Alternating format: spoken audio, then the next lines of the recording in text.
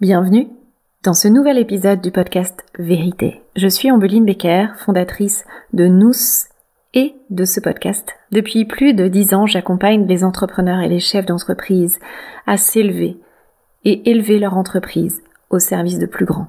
Dans ce nouvel épisode, je reçois les cofondateurs d'Unison, qui compte à ce jour plus de 120 praticiens en thérapie holistique. Fabien Malgrand et Raphaël Bicci ont uni leur singularité au service du vivant. Après 25 ans d'expérience, de formation, de recherche pour guérir ses propres symptômes, Fabien Malgrand écrit son premier livre, Je choisis de guérir. Il transmet sa méthode inspirée des savoirs ancestraux et en synergie avec les outils modernes, les approches actuelles. En 2021, il rencontre Raphaël, qui lui est riche d'un parcours atypique, le théâtre, les ressources humaines, la finance. Multi-entrepreneur dans les domaines du vin et des technologies, Raphaël choisit de tout vendre pour se consacrer à Unison et servir pleinement ses valeurs. Unison, au-delà d'un centre de formation, c'est une méthode, un art de vivre pour se reconnecter au vivant. Par des stages, des retraites, des formations, des interventions au sein des entreprises, la vocation d'Unison est d'enseigner les lois du vivant pour éveiller les consciences et vivre plus en harmonie.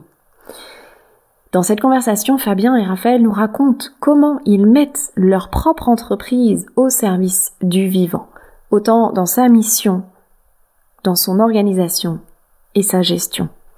Ils racontent comment Fabien est passé du statut de solo-entrepreneur dans le bien-être à une société à vocation internationale avec 3 associés et tous les défis à relever dans son propre leadership et sa posture. Comment ils abordent les problèmes pour revenir à un équilibre dans l'entreprise et dans le respect des lois du vivant. Et comment chacun trouve sa place au sein de cet organisme. Je vous souhaite une magnifique écoute et je vous retrouve à la fin.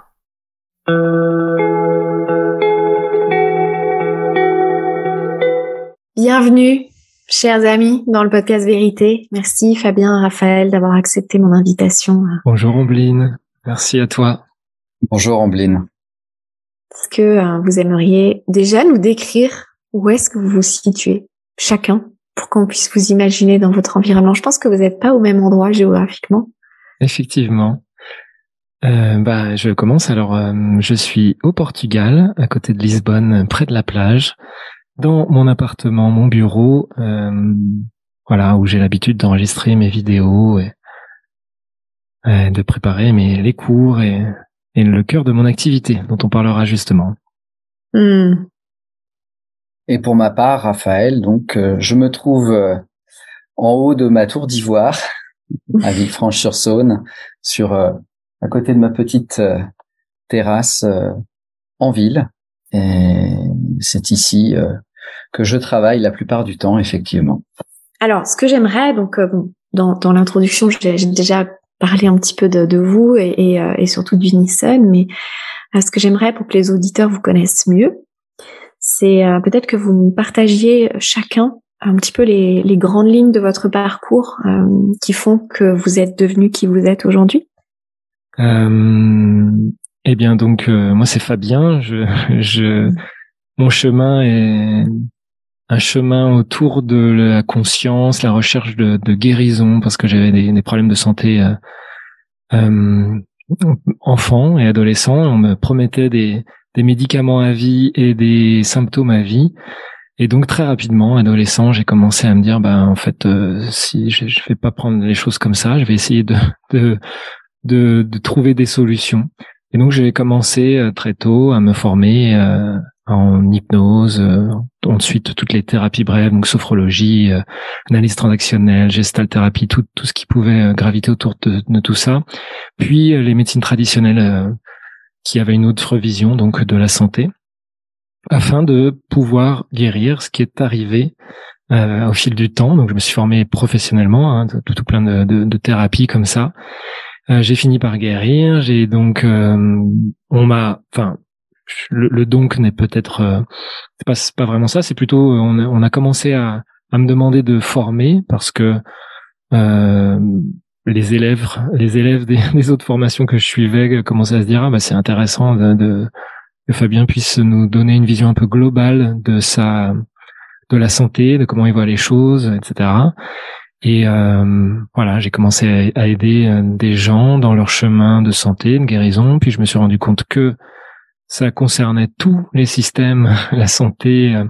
C'était quelque chose qui était effectivement systémique, global, et qu'on pouvait comprendre dans le cadre d'un système de couple, de famille, d'entreprise, etc.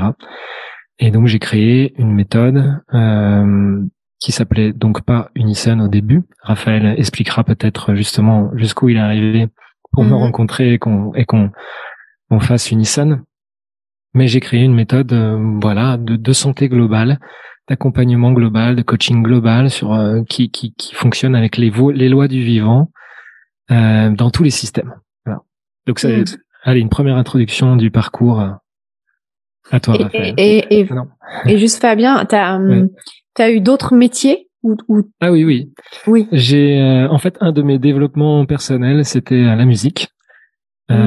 Donc je suis devenu assez rapidement professionnel de la musique. J'ai ensuite créé une école de musique à 25 ans, novatrice, basée sur la pratique plus que sur la pratique collective plus que la pratique individuelle. Une école qui a hyper bien fonctionné, qui a eu très rapidement plus de 300 élèves, qui était une école associative, avec voilà plus de 30 concerts par an, un gros truc avec plein d'amis et une belle énergie qui m'a animé de 25 à 30 ans. À 30 ans, je me suis dit il faut quand même que je refasse de la musique parce que j'étais devenu directeur à plein temps presque. Donc j'ai arrêté, je me suis relancé dans la musique, je suis devenu pro intermittent, j'ai joué un peu dans le monde entier, tout en continuant de me former ou de former voilà à tout ce qui était médecine, et jusqu'à ce qu'effectivement j'écrive mon livre et je me concentre plus sur la transmission de la santé. Ok, donc c'était aussi la partie de la musique thérapeutique aussi. Alors à la base c'était pas thérapeutique, c'était vraiment l'enseignement de la musique. Ouais. Maintenant j'ai très tôt compris que, enfin dès que je donnais des cours, je sais pas, 16-17 ans, je commençais à donner des cours de batterie, de piano, et je voyais que pour le même cours et les mêmes instructions, eh bien il y avait un élève qui arrivait à me comprendre et puis un autre qui arrivait pas. Et au lieu de partir, souvent, ce qu'on fait, c'est qu'on se dit, bah, lui, il est bon et lui, il est pas bon. C'est-à-dire, on met la faute sur les élèves, en vrai.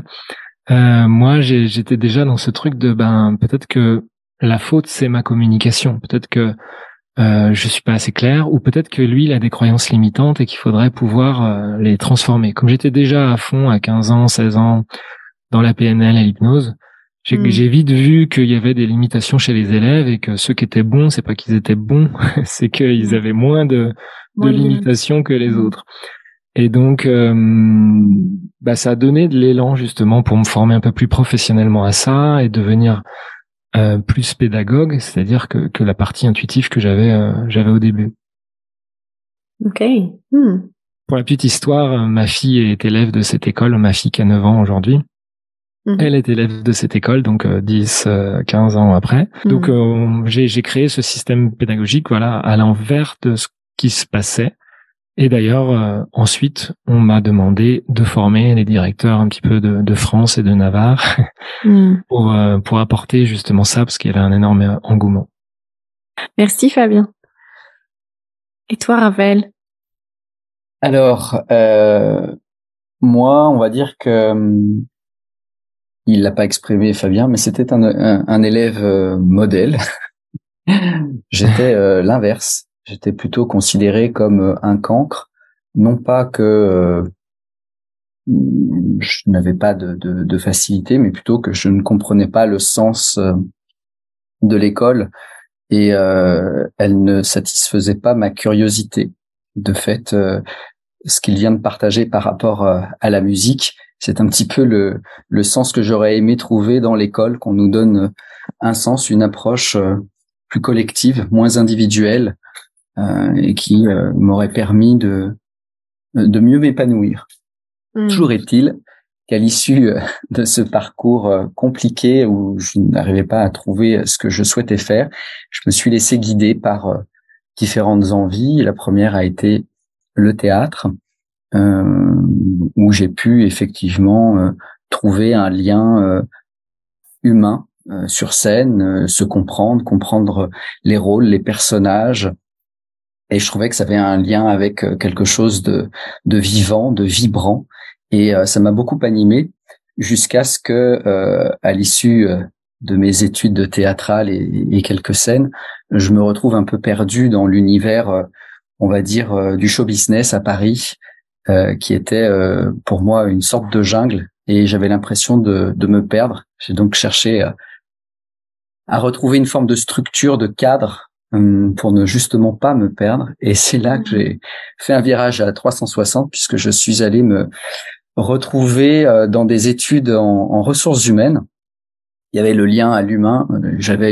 J'imaginais les ressources humaines comme quelque chose justement où on allait apporter de l'humanité.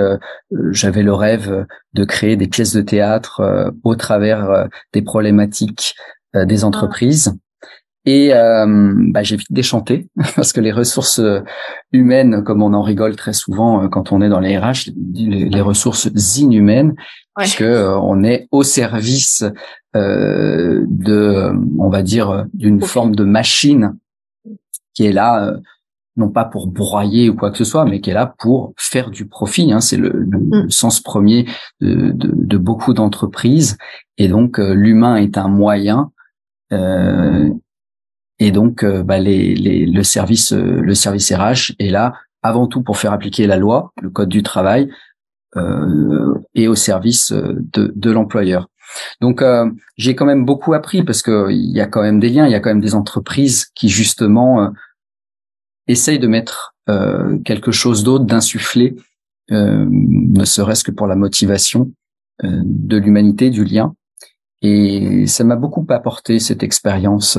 C'est ce qui me donnera dans mes aventures entrepreneuriales, en tout cas, un bagage solide sur les interactions humaines, sur le management, sur le code du travail, ce que l'on peut faire ou pas. À l'issue de cette expérience, j'ai eu tout un tas de différentes expériences, à la fois salariées et entrepreneuriales.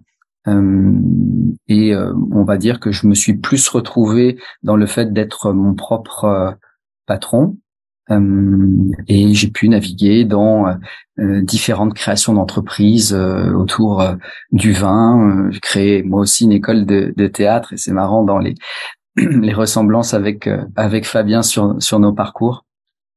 Une entreprise d'événementiel, une entreprise de 3D pour la captation, pour les visites d'appartements, bref, différentes expériences qui m'ont énormément apporté jusqu'à la crise Covid, la remise en question d'un certain nombre de valeurs, à savoir les miennes, comment je m'épanouis, les valeurs de ce monde. On traversait une crise où je ne comprenais pas toujours les enjeux, les choix qui étaient faits, et j'avais besoin de retrouver du sens.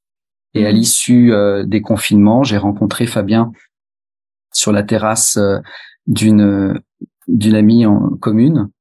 Et lors d'un échange par rapport à sa vision de la santé, à sa vision du vivant, j'ai été séduit par son approche. J'avais déjà eu des lectures, j'avais déjà eu un chemin de développement personnel, mais je trouvais qu'il y avait quelque chose de singulier qui permettait surtout de communiquer au plus grand nombre. Il y avait chez Fabien cette capacité à vulgariser des concepts que l'on pouvait percevoir comme complexes. Et ça m'a donné l'envie de l'aider, l'envie de partager cette aventure avec lui. Il était entrepreneur à son compte et il avait des différentes problématiques à la fois entrepreneuriales par rapport à ses statuts et puis la volonté, le souhait de partager ça. Et il avait déjà son livre, il avait créé une application, il avait sa chaîne YouTube. Bref, il avait vraiment pour moi déjà tous les atouts de l'infopreneur qui diffuse son message. Et j'avais envie de de partager ça avec lui. Et pour l'anecdote, je l'appelle quelques jours après pour lui dire bon bah voilà, on s'est rencontrés sur la terrasse.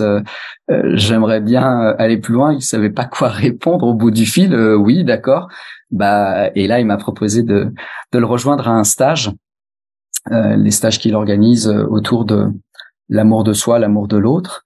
Et c'était une retraite d'ailleurs. Et lors de cette retraite, très vite, j'ai pu percevoir tous les enjeux qu'il pouvait y avoir me concernant.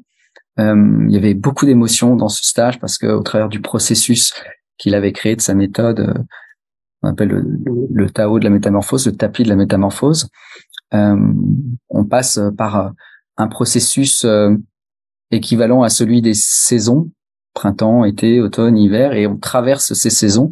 C'est un peu pareil, il y avait un processus de traverser différentes saisons et ça faisait remonter beaucoup d'émotions. Et dans ces émotions, je suis allé puiser mon souhait vraiment de l'accompagner et je suis allé lui poser la question tout simplement un soir en lui demandant t'en es où dans ton aventure entrepreneuriale. Là, il me répond qu'il est justement en difficulté, qu'il cherche à se faire aider, qu'il cherche un comptable pour lui expliquer les tenants et les aboutissants des différents statuts. Je lui propose mon aide. Il me dit oui. Et de là est née au final toute l'aventure Unison. On pourra peut-être la détailler, mais voilà ce qui fait comment les différentes synchronicités fait que on est là tous les trois à parler de rencontre en rencontre, de parcours en parcours.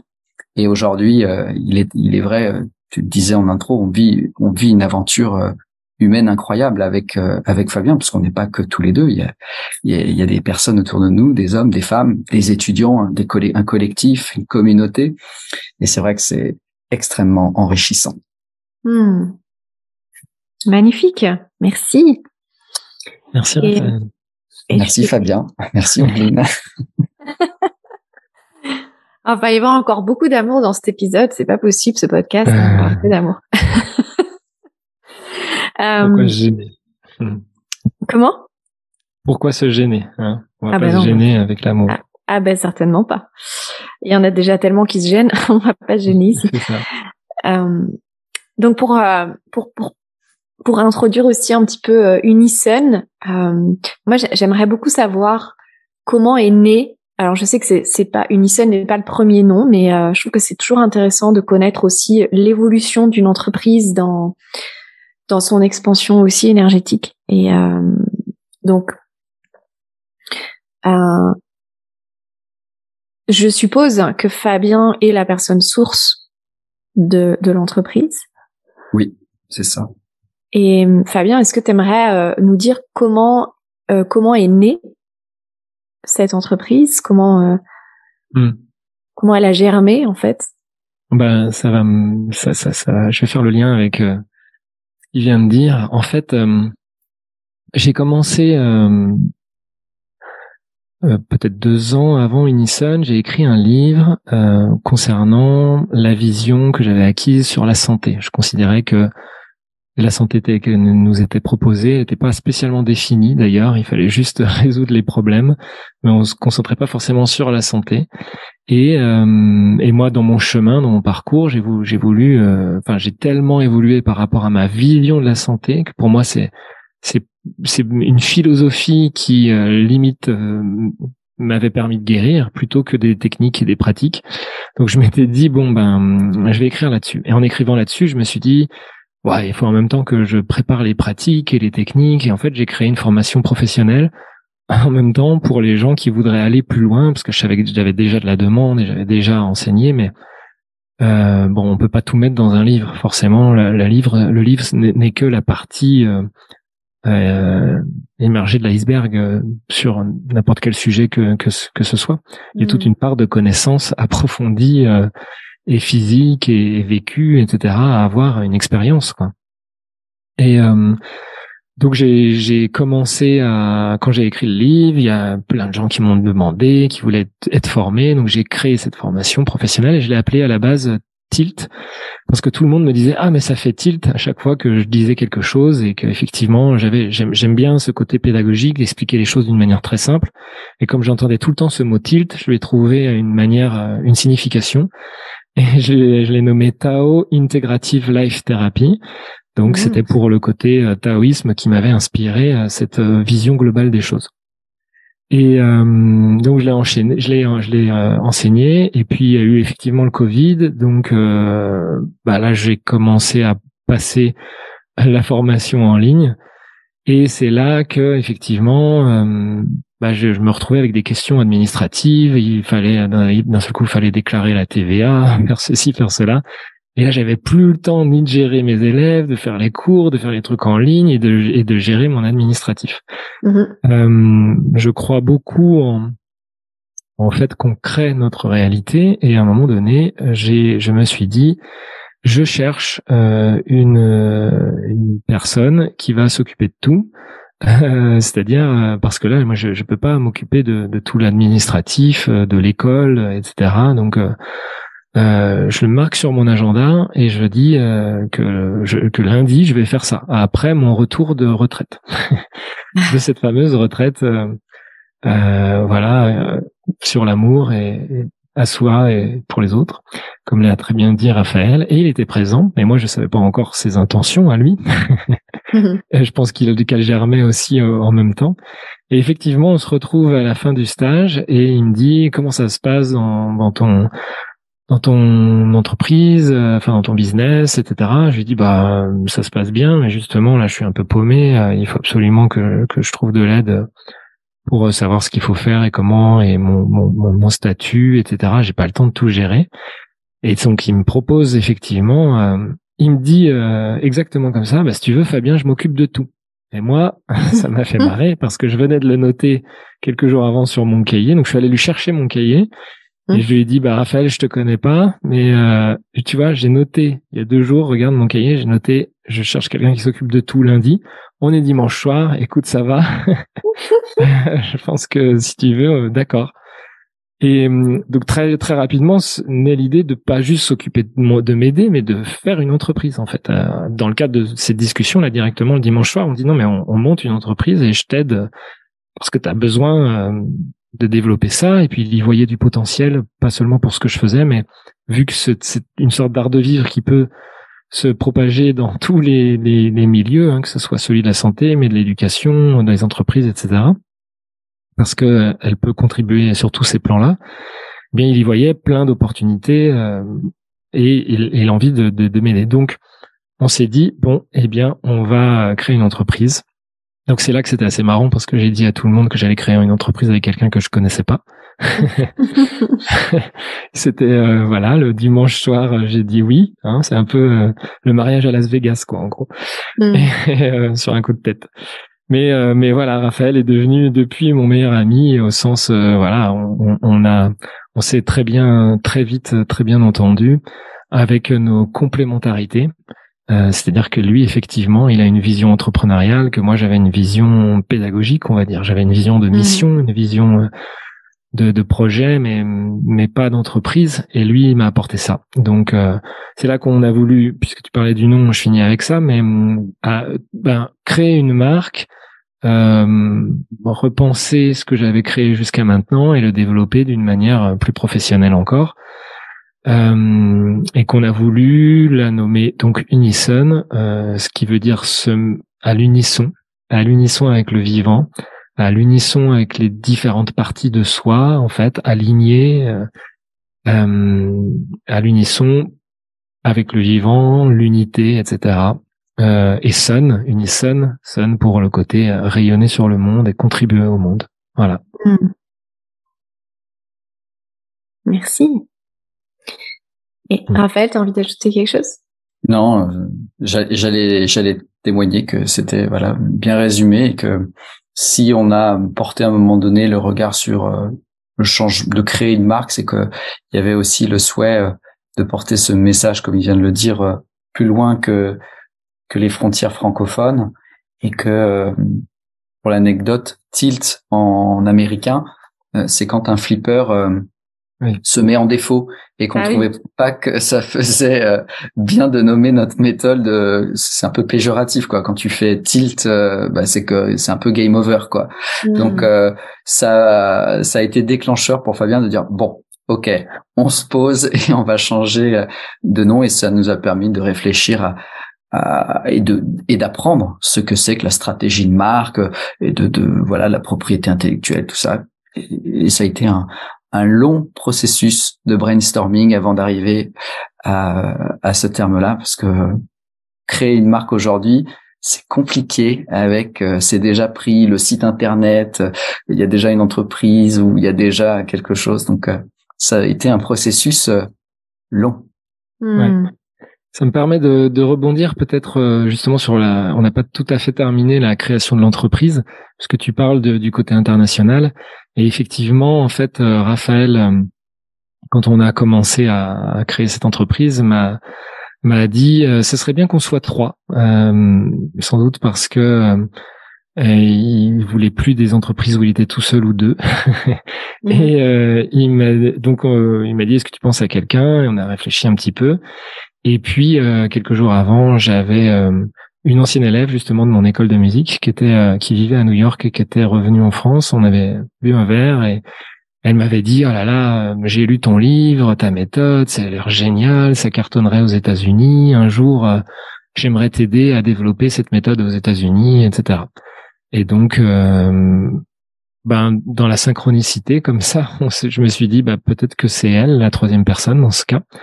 Et que ça nous poussera à aller créer ça aux États-Unis. Alors on n'y est pas parce que c'était qu'il y a 2 ans, et qu'en 2 ans on a surtout développé à la fois la marque, la méthode, revu, changé pas mal de choses et mis les bases concrètes pour la francophonie.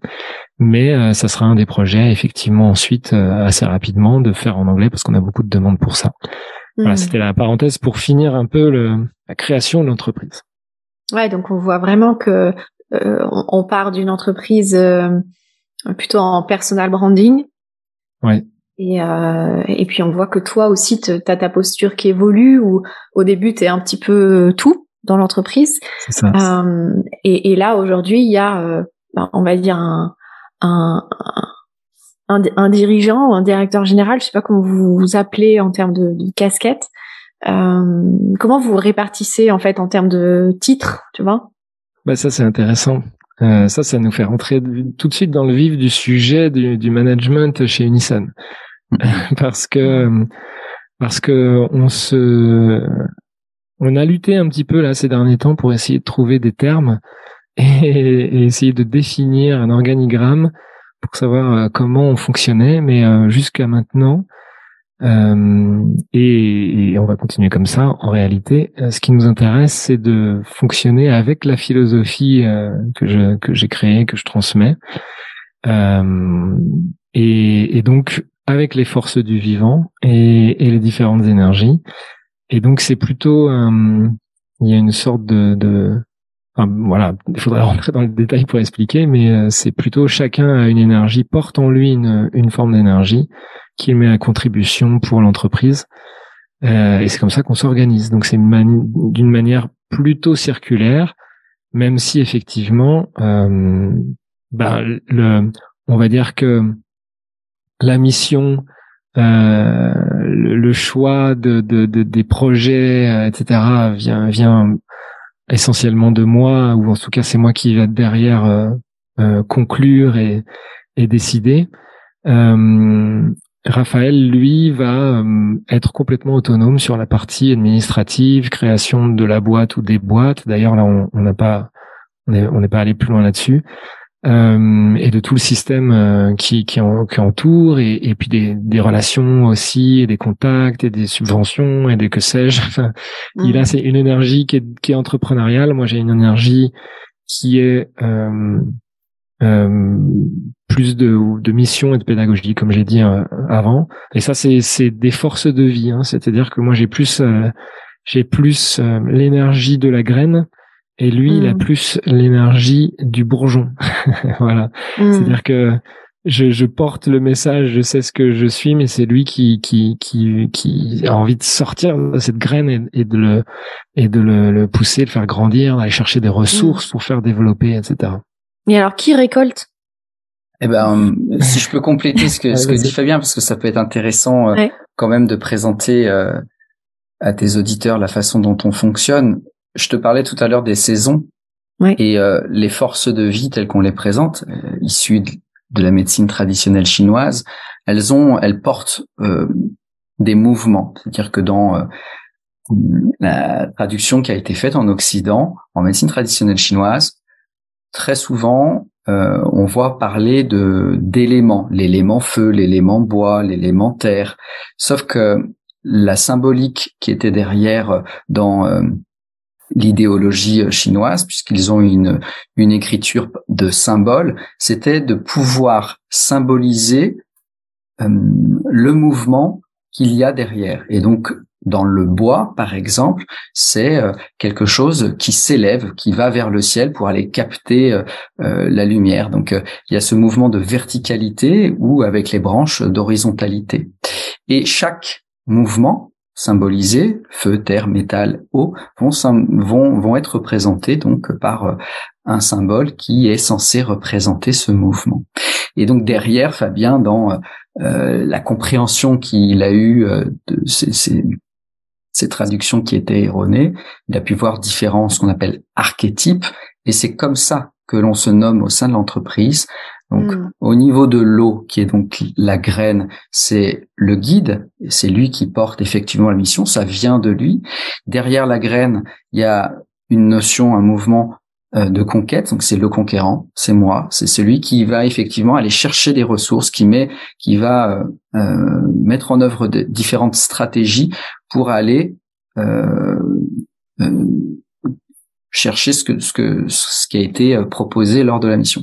Ensuite, il y a l'énergie du souverain rayonnant, de communication, de rayonner, une énergie portée donc par Marine. Et tu t'en rends compte déjà par rapport à ce que vient de te parler Fabien, dans la rencontre qui s'est faite. Fabien, à l'origine de la graine, rencontre Raphaël.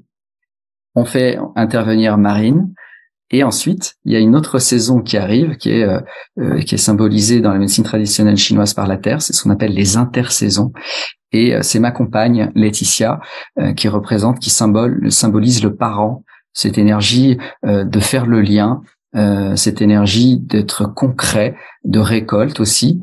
Alors la récolte, non, c'est plutôt l'automne.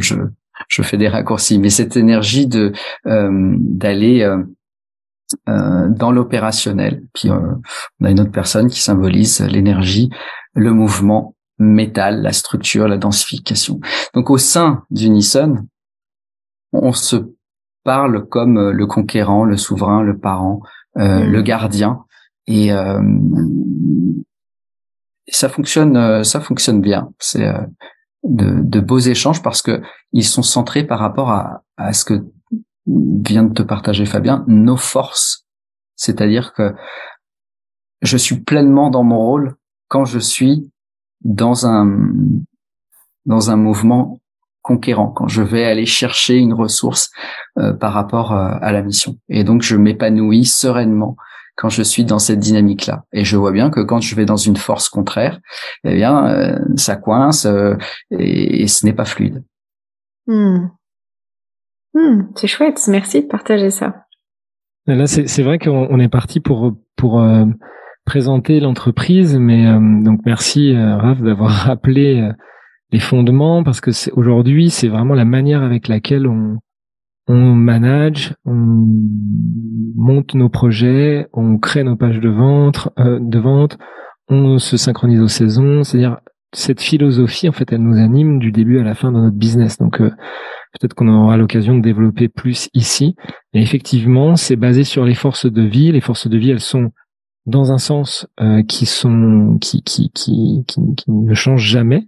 C'est-à-dire qu'il y a toujours l'été après le printemps.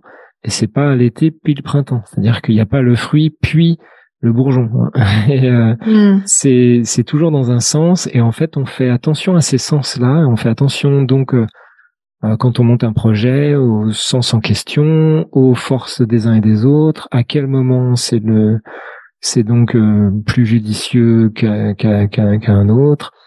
Les interactions qu'il y a entre les uns et les autres ont un sens précis.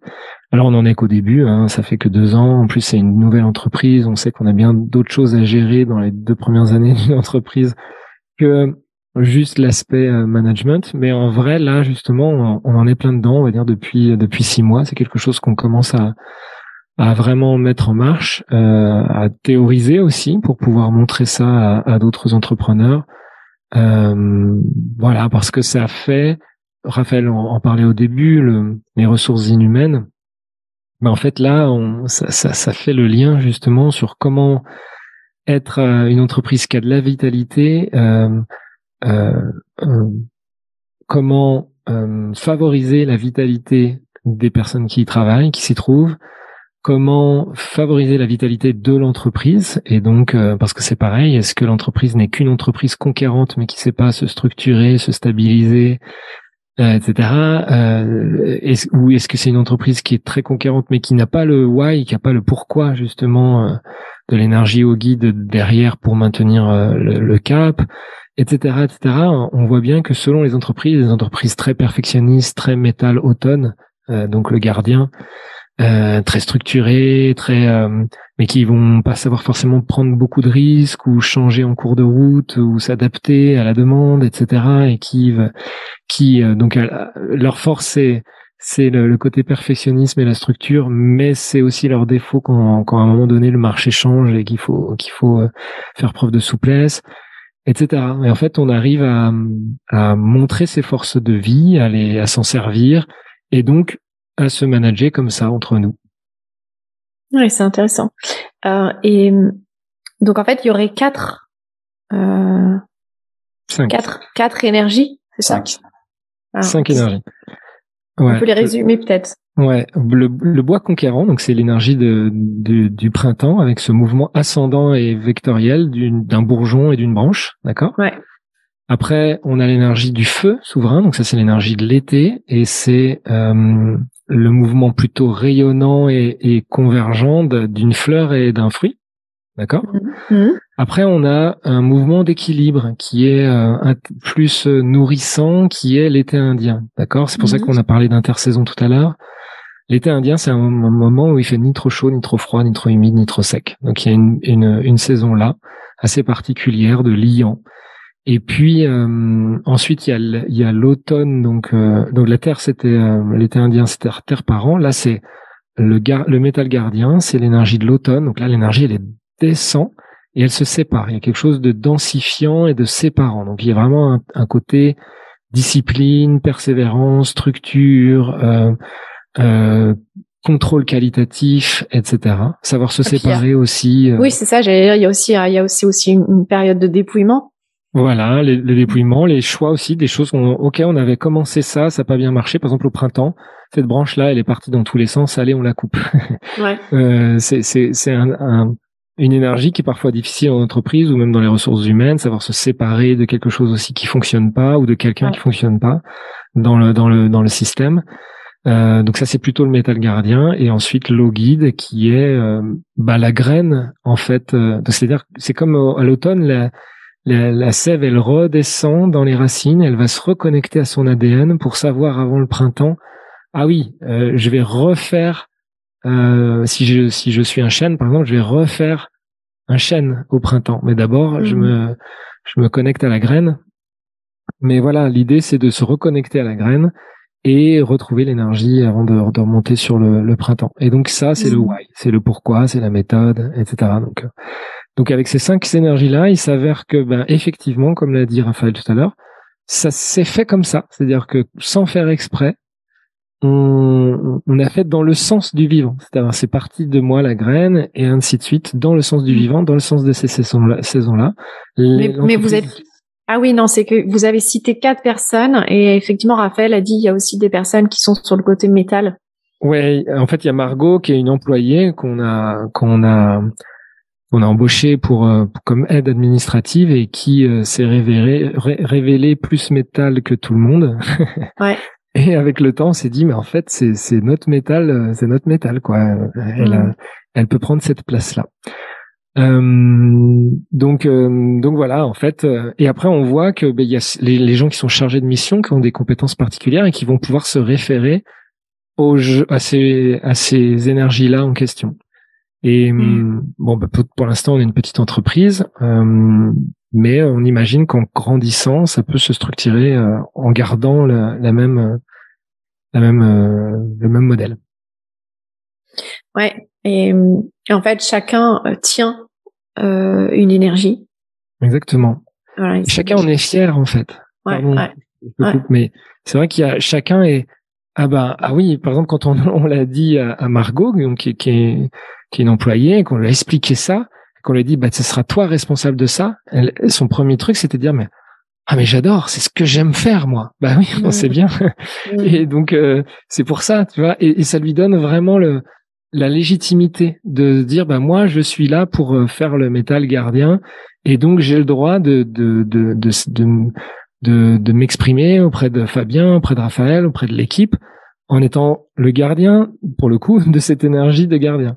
Et chacun a cette possibilité-là, se sent complètement accueilli dans sa totalité, dans ce qui le porte au fond, alors qu'on sait bien que souvent dans l'entreprise, on fait ce qu'on nous dit de faire et puis on n'est pas forcément en train de déployer là où on se sent parfaitement soi-même.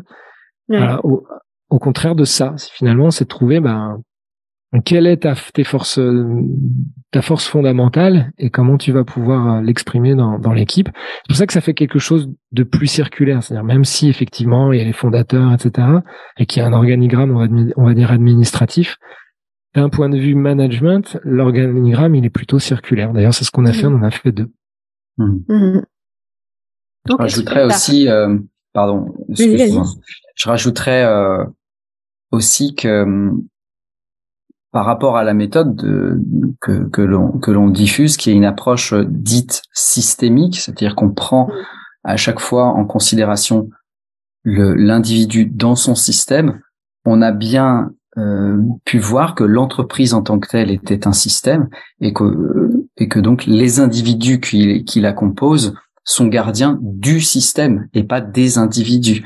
Et le fait de changer de paradigme et de voir le système comme un individu pratiquement, ça permet de se distancier et d'éviter d'avoir trop d'affect, de prendre pour soi, d'être dans l'ego au final, et ça a permis d'apaiser parce qu'on est là pour protéger le système entreprise, le système Unison, et qu'on considère et qu'on aime en tant que tel. C'est pas juste une entreprise, c'est vraiment c'est un organisme vivant. Exactement. Exactement. Et je trouve intéressant aussi parce que je pense que dans les auditeurs il y a aussi beaucoup d'entrepreneurs individuels. C'est intéressant aussi de faire cette proposition de dire finalement ces 5 énergies vous les avez aussi en vous et en tant qu'entrepreneur c'est important d'aller nourrir en fait chacune de ces énergies, chacun de ces espaces pour rétablir un équilibre aussi dans l'entreprise.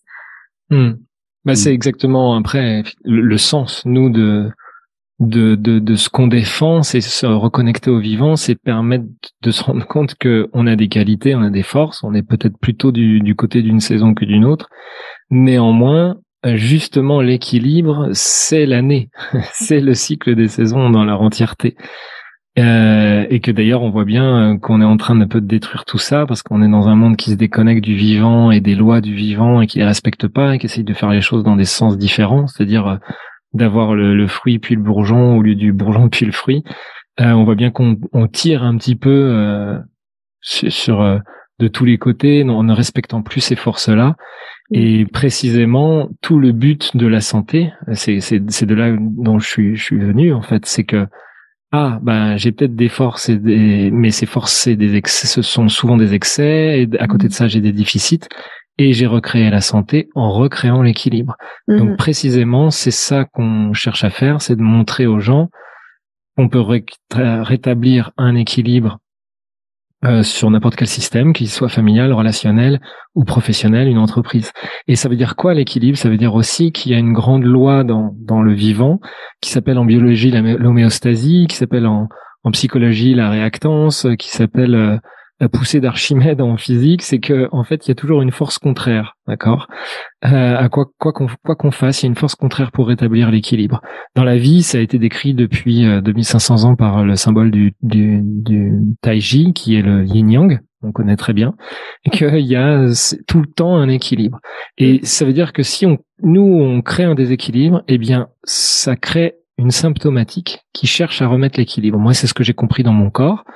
Alors, si je crée un déséquilibre dans mon corps, eh bien, mon corps va créer des symptômes pour ramener l'équilibre. Mais j'ai compris que ça marchait finalement d'un point de vue relationnel, ça marchait d'un point de vue familial, ça marchait d'un point de vue d'une entreprise, etc. Et donc, si on veut pas créer des symptômes dans une entreprise, justement, qui soit relationnel, humain, en termes de résultats, en termes de durée de vie ou que sais-je, si on veut pas créer ces symptômes, on doit justement tendre vers l'équilibre. Oui, parce que j'imagine que ça s'applique aussi au flux financier. Exactement, à tout système. Et alors, une question qui me venait, c'est parce qu'on parle de saisonnalité, on parle des cinq énergies. Comment on sait les saisonnalités de l'entreprise? Parce que c'est pas forcément les saisonnalités de la nature. Ouais. Alors, en fait, ça dépend toujours, effectivement, du cadre qu'on se fixe pour y réfléchir. C'est-à-dire, si on pense management, on peut très bien se dire qu'on se met dans le cycle de l'année. Maintenant, si on pense projet, non, là peut-être que le projet il est déterminé, il a 2 ans ou 6 mois pour se faire, et donc dans ce cas-là, l'année ça va pas marcher. Par contre, on va découper les 6 mois et on va se dire il faut forcément que dans ces 6 mois ça fonctionne avec ces 5 énergies. C'est-à-dire que il y a forcément un stade qui est le pourquoi on fait ça, donc qui est la graine. Il y a forcément un stade qui est le conquérant qui planifie, qui veut s'élever, qui veut grandir, qui veut trouver des parts de marché, qui veut trouver des partenaires ou etc., ou des mécènes ou que sais-je. Il y a forcément une ambition, on va dire, de ce conquérant. Ensuite, il y a forcément une sorte de lucidité, d'apprentissage, de gouvernance, d'un feu souverain qui justement gouverne de manière générale ce qu'il en est, qui apprend et qui se confronte à la réalité, et qui fait mûrir un peu justement les fleurs et les fruits. Ensuite, il y a forcément une énergie qui apprend de tout ça et qui rétablit un équilibre, parce que quand on part dans l'été et la découverte, on peut en faire trop, on peut partir dans tous les sens, mais c'est pas grave parce que justement on découvre et qu'on apprend. Mais justement derrière, il faut quelqu'un une énergie qui puisse apprendre et stabiliser et mettre en place des pratiques et des process qui soient une gestion de projet, on va dire, du liant et de la gestion de projet. Ça c'est plutôt le côté terre. Et après, il faut forcément aussi un stade où tout ce qu'on a fait au début, par exemple au moment du bois conquérant, on l'a fait à 80-20, c'est-à-dire ou à 20-80 plutôt, c'est-à-dire on a fait le minimum quand on lance un projet. Par contre, quand on veut durer dans le temps, il y a un temps qui est le métal gardien, l'automne, qui est finalement là, je vais améliorer la qualité. Le temps que j'avais pas passé avant, là je vais le faire parce que j'ai appris énormément de la confrontation de l'été et de l'été indien. Et donc en fait ça peut se faire dans le management au fil d'une année, parce que c'est ce qu'on fait nous. On se dit là par exemple on lance des projets au printemps, on les fait pas parfaitement. Allez, on passe, on avance. Par contre à l'automne on reviendra dessus. Et on verra et on fera les modifications nécessaires. On va pas faire des modifications toute l'année sur les choses qu'on teste. Non, parce que c'est un peu la tendance entrepreneuriale. C'est on teste et tout de suite on veut modifier.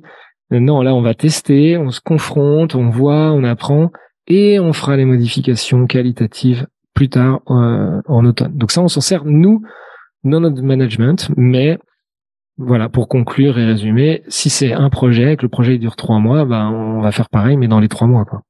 Ouais, je trouve que c'est intéressant de caler l'entreprise sur les vraies saisons de la nature, parce qu'en fait, finalement, des cycles, il y en a dans tous les sens.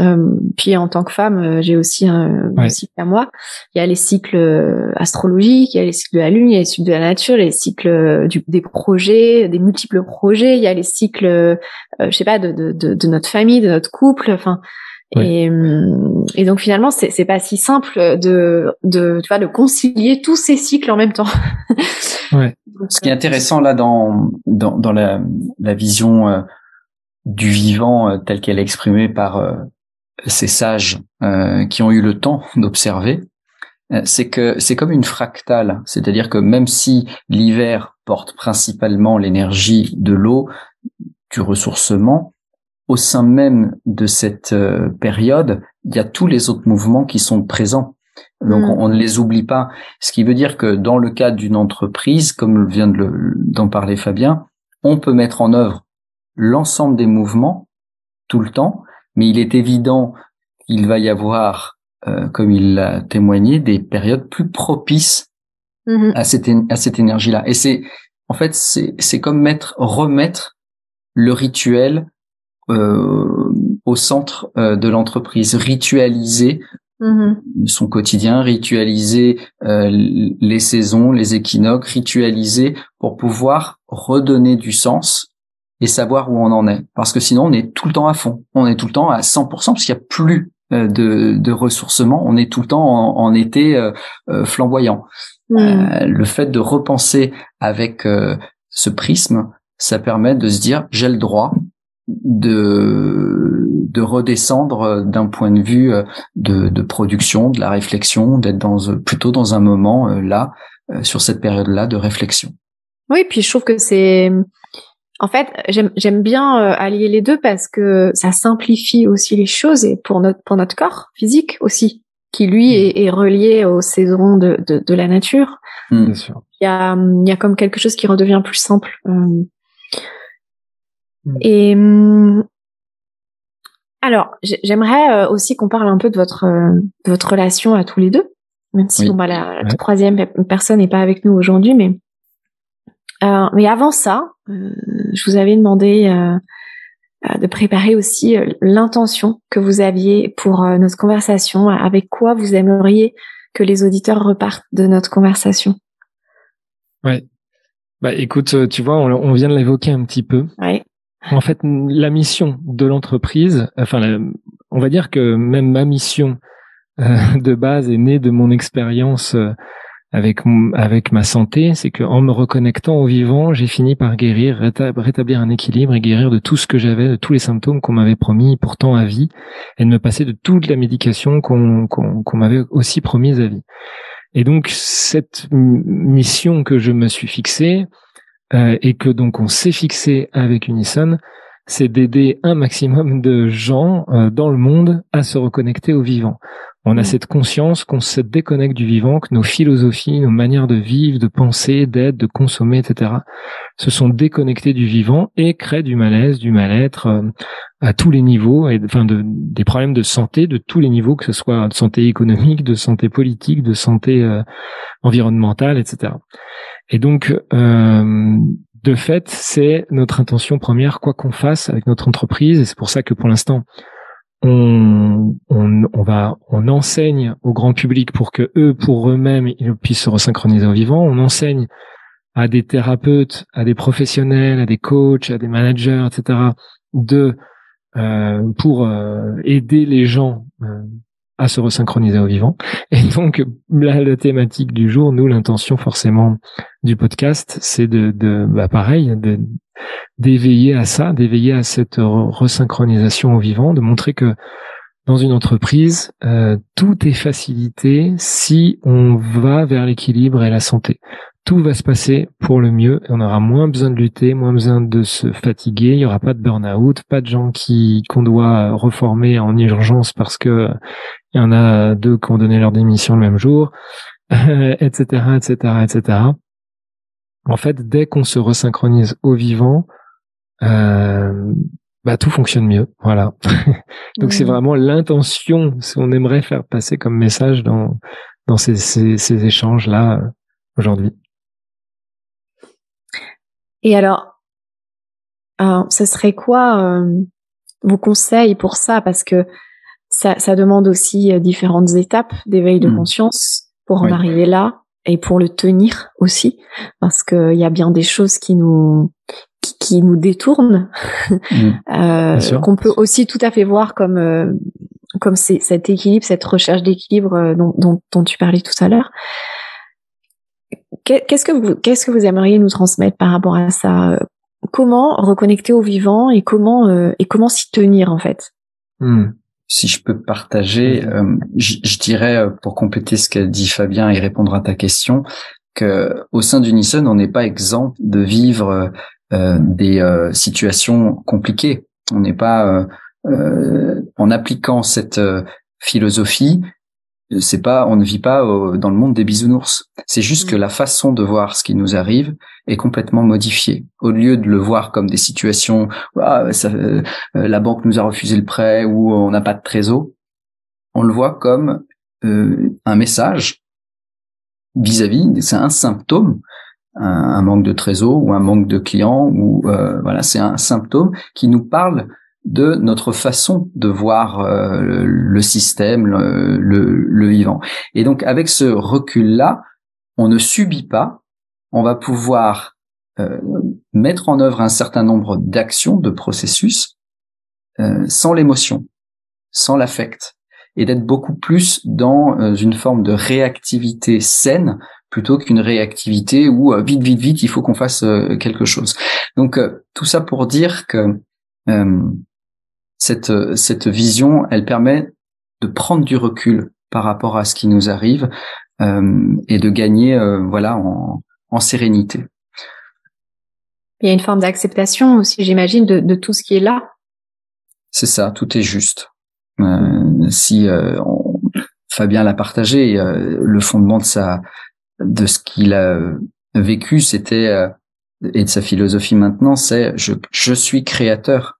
Donc nous sommes créateurs à un moment donné des situations qui nous arrivent et elles nous font évoluer, elles nous font nous dépasser, elles nous font grandir dans à la fois notre vie entrepreneuriale, mais en tant qu'individu, en tant que parent, sur tous les systèmes au final. On en apprend un petit peu et on le redonne, quel que soit le système dans lequel on est. Oui, parce que finalement, la force de vie est là pour grandir. Oui. Oui, derrière, il y a toujours mourir, mais c'est ce cycle de vie finalement. Ouais, c'est basé là-dessus, si tu veux. La philosophie, c'est que le principe de la vie, c'est de survivre. D'accord. Et s'il faut faire des symptômes pour survivre, on fera des symptômes. Hein. C'est exactement le problème. Par exemple, si j'ai soif, je fais des symptômes pour montrer que j'ai soif. Et puis si j'écoute pas que j'ai soif et que je taris pas ma soif, eh bien mon corps va faire des symptômes. C'est-à-dire il va gérer le manque d'humidité et il va protéger les organes vitaux, mais du coup il va enlever de l'humidité à certains endroits du corps, donc peut-être sur la peau, etc., etc. Et c'est aussi simple que ça. Je veux dire, le principe du vivant, il fait pas des symptômes pour nous embêter, il fait des symptômes juste pour rétablir l'équilibre. Et il y a une phrase, ou plusieurs philosophies, mais par exemple Einstein disait ça, c'est-à-dire si on veut résoudre un problème, il faut penser plus grand que ce problème, il faut penser outside of the box, comme disent les Américains, c'est-à-dire voir un peu plus grand, qu'est-ce que ça change dans le système. Et c'est ce que disait Raphaël à ce moment-là, à l'instant, c'est que finalement, quoi qu'il arrive, quel que soit le symptôme, qu'il nous fasse plaisir ou pas plaisir, il est le résultat d'un système plus grand qu'on va donc étudier, qu'on va regarder, qu'on va essayer de comprendre comment nous on peut rétablir l'équilibre pour que ce symptôme ne disparaisse en fait, tout simplement. Donc et alors des fois c'est aussi simple que de se dire est-ce que je suis assez conquérant, est-ce que je suis assez souverain, est-ce que je suis assez par an? Est-ce que je suis assez gardien? Est-ce que je suis assez guide? C'est-à-dire, est-ce que je développe assez ces énergies-là, tout simplement entre nous? Qui est-ce qu'on n'écoute pas assez? Qu'est-ce qu'on ne fait pas assez, etc. Et puis, après, ça s'affine. C'est-à-dire que là, c'est une philosophie qu'on n'a pas le temps de présenter dans sa globalité, mais ça s'affine jusqu'à effectivement tout le temps être dans cette sensation du vivant qui nous parcourt, qui s'exprime à travers ces forces-là. C'est pour ça qu'on appelle ça des forces de vie. C'est vraiment comment la vie s'exprime et est-ce que ces forces, on les utilise en excès ou en déficit. Et il suffit de rétablir ça. Donc, il faut effectivement être conscient de ça. Donc, il y a une part de connaissance et après la connaissance, il faut la mise en pratique, c'est-à-dire faire des réunions et se poser vraiment la question sur la systémique. Quand je dis faire des réunions, c'est-à-dire se poser et regarder vraiment et pas juste se dire oui, j'ai cette philosophie, mais j'ai pas le temps là, faut que je fasse le projet, quoi. Donc non, il faut de temps en temps prendre le temps de vraiment gouverner notre entreprise et de savoir. C'est un peu justement avec comme un bateau, le gouvernail, les voiles, le vent. À un moment donné, on se pose et on dit le vent il souffle là, il faut qu'on tourne les voiles et qu'on les mette comme ça, quoi, pour rétablir l'équilibre et qu'on puisse partir là où on a envie d'aller. Sinon, on n'ira pas là où on veut aller, on ira là où le vent ou là où le hasard des vagues et du vent, etc. nous porte, quoi. Alors que si on sait naviguer, justement avec les forces du vivant, exactement comme sur un bateau, avec les forces marines, les forces du vent, etc. Si on sait naviguer, on ira là où on veut. Et c'est le but de tout entrepreneur, c'est comme qu'il aille là où il avait prévu, quoi. Ouais.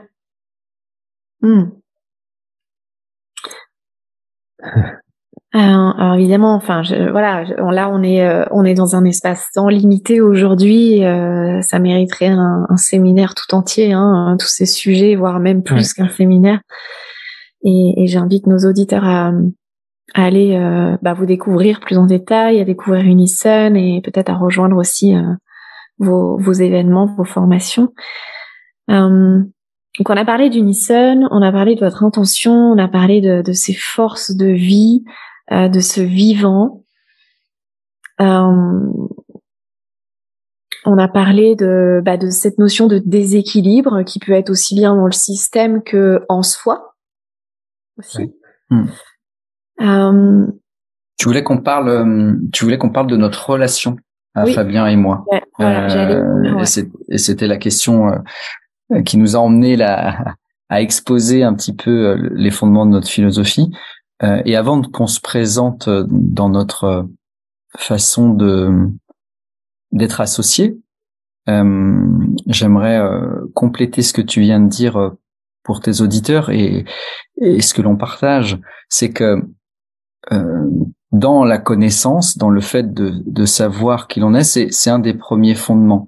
Et c'est on le partage sur notre site. Il y a une forme de questionnaire qui permet déjà de voir où on en est d'un point de vue énergétique. On peut se poser dans un système, se dire tiens, je vais répondre avec le système entrepreneurial en tant qu'entrepreneur, en tant que dirigeant, et comment je réponds à ces questions, comment ces excès, ces déficits qui vont être présentés, parce que c'est ça le but de ces questionnaires, c'est de se mettre face à ces excès, ces déficits. Est-ce que je me positionne plutôt dans une forme d'harmonie ou au contraire, je me reconnais trop dans la mise en œuvre d'une action, d'une réaction, et à la fin, il va y avoir un petit rapport, un diagramme présentant ces forces de vie, qui l'on est, et ça donne ce premier niveau d'information de voilà mes forces de vie. Et après, si on a envie d'aller plus loin, de comprendre quelles sont les pratiques pour harmoniser, mais surtout quelles sont ces forces que l'on peut mettre en œuvre. Qu'est-ce que ça,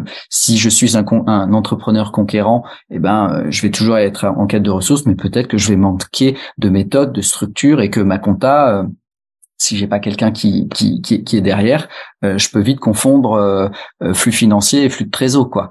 Donc c'est intéressant parce que ça donne une première déjà lecture. Alors ce questionnaire a été fait dans une optique grand public, il n'est pas spécifique pour les entrepreneurs, mais voilà, si certains ont envie d'aller plus loin, on a mis en œuvre sur notre site. J'irai le faire, d'ailleurs, ça m'intéresse. Ouais. Voilà.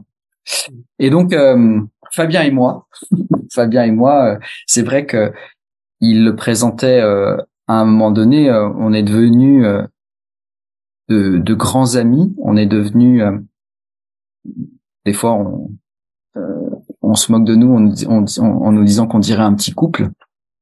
Mais c'est surtout que par rapport à ce symbole qu'évoquait Fabien, ce yin et ce yang, qui forment une harmonie, je trouve qu'il nous correspond bien. C'est-à-dire que si le yin est là pour représenter ce qui n'est pas manifesté, donc qu'on pourrait appeler chez Fabien la pédagogie, tout ce qui est infusé, qui vient de lui et qui doit sortir, je représente ce côté yang, ce côté manifestation, donc mise en œuvre dans le vivant, dans la matière de ce qu'il a imaginé. Et je trouve que ça crée une belle image d'une symbiose de deux personnes, d'un système, et on peut le voir d'ailleurs qu'après, ce système, comme tout à l'heure je parlais de l'image de cette fractale, eh bien elle peut se multiplier à l'infini, que de notre yin-yang, de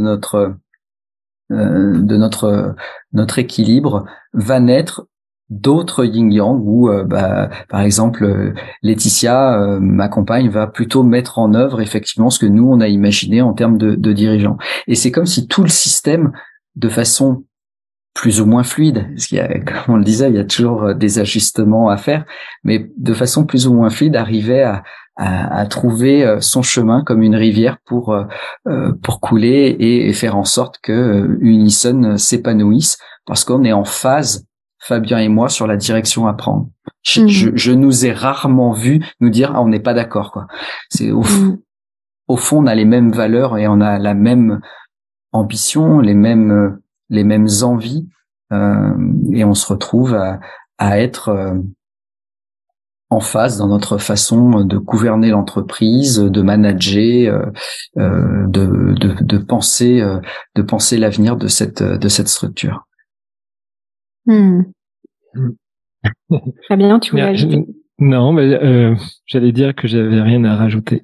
Mais tu sais toujours une manière de continuer quand on dit ça. Non, je n'ai rien à rajouter, mais mais quand même. Mais disons que on est là pour discuter. Ce qui est intéressant, c'est de quand même témoigner qu'effectivement, chez l'un comme chez l'autre, aucun des deux ne veut la place de l'autre. C'est-à-dire que, et ça, je crois que c'est quand même ce qui peut permettre des fois des conflits entre associés. Mais là, pour le coup, il veut surtout pas être à ma place et je veux surtout pas être à sa place. Je veux surtout pas faire ce qu'il fait et il veut surtout pas faire ce que je fais. Donc c'est une complémentarité géniale en fait. C'est-à-dire que forcément on s'intéresse à ce que l'autre fait quand même. Même si on donne à la fois complètement les rênes, mais on s'intéresse, on challenge, etc. Donc il s'intéresse énormément à la pédagogie, au pourquoi, à ce que je veux faire et comment je le fais. Et de même, je lui pose des questions sur le budget et compagnie, bien sûr. Mais on ne veut pas le faire à la place de l'autre. Et ça, c'est vrai que ça crée une complémentarité qui est effectivement géniale. On s'entend bien sur tous les sujets, en plus même hors boulot. Donc Raphaël était coach aussi avant, il l'a peut-être pas précisé assez, mais il était aussi coach en entreprise, etc. Et il a je pense qu'on sait communiquer, on sait se parler. C'est pour ça qu'en vrai, on a l'impression de jamais être d'accord. Je crois qu'en vrai, ça nous arrive de pas être d'accord, mais ça, c'est tellement expliqué, communiqué très rapidement que on s'en rend même pas compte. Oui, c'est ça. C'est qu'en fait, vous communiquez. Enfin, chacun. Ouais, voilà. Chacun dit ce qu'il a besoin de dire. Voilà, et jamais avec. C'est aussi la philosophie qui porte ça, mais on cherche pas à développer un ego, on cherche pas à ce que quelqu'un ait raison, on cherche à ce que le système soit équilibré. Donc de fait, il y a la place pour tout le monde, il y a la place pour la vie de tout le monde. Il y a pas moi j'ai raison et toi t'as tort. Il y a jamais ces enjeux-là en fait dans notre communication. Donc elle est parfaitement adaptée. On s'écoute. Si des fois on a besoin de réfléchir parce que on se dit ah bah ouais, t'as raison, je l'avais pas vu comme ça. Bah effectivement, on réfléchit, on en reparle. Donc il y a vraiment cette fluidité, quoi. Ouais, c'est intéressant. Et moi, j'adorerais vous questionner encore un peu plus sur les challenges aussi que vous vivez. Ouais. Parce que, bah, comme vous l'avez dit tout à l'heure, même si vous êtes dans cette philosophie, même si vous êtes à l'écoute du vivant et de ses forces de vie, il y a des challenges et des défis à relever. Et donc, je pense que ça serait intéressant. Est-ce que vous auriez un exemple là d'une situation en ce moment que vous vivez pour que peut-être qu'on puisse mieux se rendre compte de comment vous recevez ça et comment vous transcendez? Oui, en fait, on a plein d'exemples. Hein. Est-ce que tu en as un en particulier, Raphaël? Moi, j'ai des exemples un peu pédagogiques. Il en aura peut-être plus budgétaire, justement. Bah ça, ouais, j'aimerais. Ça serait bien peut-être qu'on fasse un exemple matière, tu vois, sur quelque chose peut-être en termes de rentabilité, en termes financiers, là où il y a l'argent quelque part. Parce qu'en fait, pour moi, la grande différence dans ce que vous nous présentez comme modèle et un modèle plus classique capitalistique, on va dire, c'est la place de l'argent et comment on le considère et quelle place on lui donne et que ce soit un flux qui circule au lieu d'être quelque chose qui doit prendre de plus en plus de place en fait. Donc je pense que c'est intéressant qu'on prenne une situation où l'argent est au cœur, si vous êtes d'accord. Bien sûr, vas-y Raphaël, peut-être. Mais effectivement, comme tu l'as dit, déjà le parti pris est de voir l'argent comme une énergie et quelque chose donc qui doit avoir un équilibre, donc et être en harmonie dans notre système. La problématique que l'on vit, elle est celle de beaucoup d'entrepreneurs, c'est par rapport au nombre de clients, d'avoir une rentabilité assez forte pour que la qualité de ce que l'on propose puisse perdurer dans le temps. Et à aujourd'hui, comme toute entreprise qui démarre sur le côté humain avec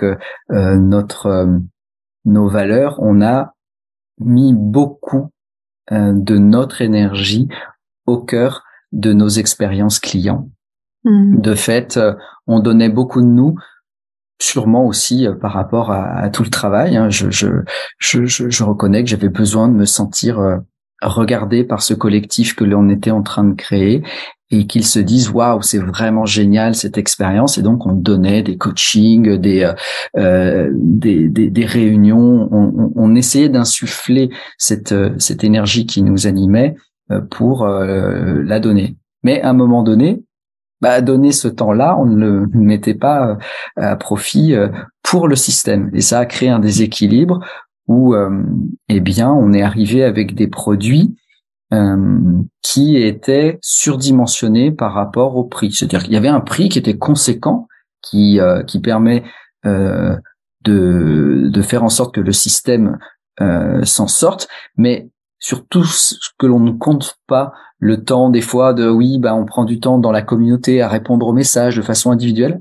Au fur et à mesure, ça a commencé à rogner sur le temps qu'on ne prenait pas à bien structurer, à respecter la saisonnalité de l'entreprise. On n'est pas là dans un moment et on devenait en réactif.